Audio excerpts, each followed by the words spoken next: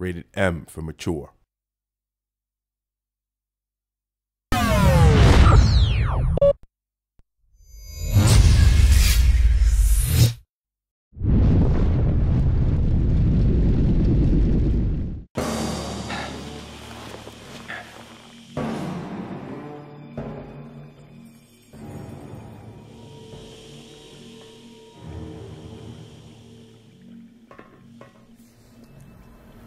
No, we wanted to do a tribute to the first Alone in the Dark, and we felt it was only natural that we use the same character as the first Alone in the Dark, and we wanted it, in some sense, to link the first Alone in the Dark with this one.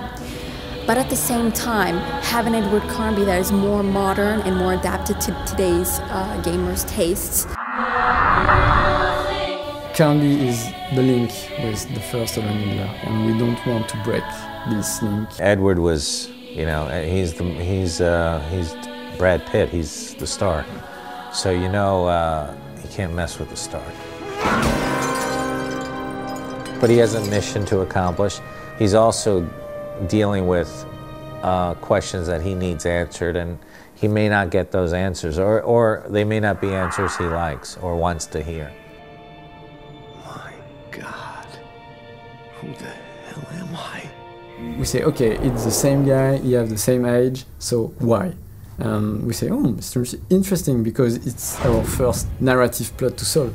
Carnby will be meeting different people in the story, and each one will have its own unique role to play in the story. The first person he will meet will be strange guys who just want to get rid of him straight off when he wakes up. And at the same time, there's another person who's calling him. Edward, who said you could talk? This character is Theophile, and he will play the role of bringing him the information on his past and why he's in the state he is today. I'm sorry, Edward. The ritual was so hard on your psyche. A large part of your memories have been sacrificed in the process. Crowley is the one behind this chaos. What I think I did is try to give the secondary characters as much of dialogue muscle as they could, and as many of their moments as I could allow them. In other words, not make Edward always be the play guy. That everything had to feed off him in order to propel the story.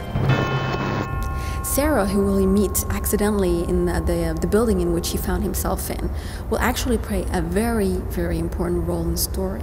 She will help you in different situations, but she has a strong character, so there will be lots of different teasing and gentle fight between these two characters.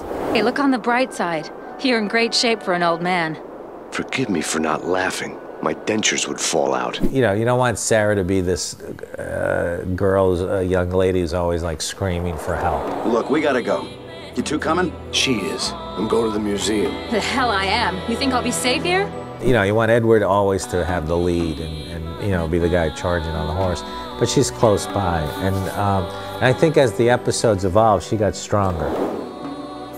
Rather, I'll shoot you myself. Oh, you're a real sweetheart. Thanks, Doc. Stay safe. You know, is she like the girl in Indiana Jones who just screams through the whole 2 hours of the movie? Or is she somebody who can take control? And then you envision, well, if Edward weren't there, could she run the action? Could she run the table?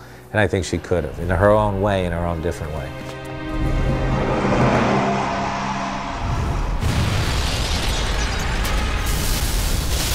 There is also a kind of bad guy with a strong relationship with Theophile, and you know your worst enemy in the game, have some information you need to develop a kind of relationship with him, but it's complicated. What if he tries to screw us? That's not an option. He'll do exactly what we want. Are you listening, Paddington?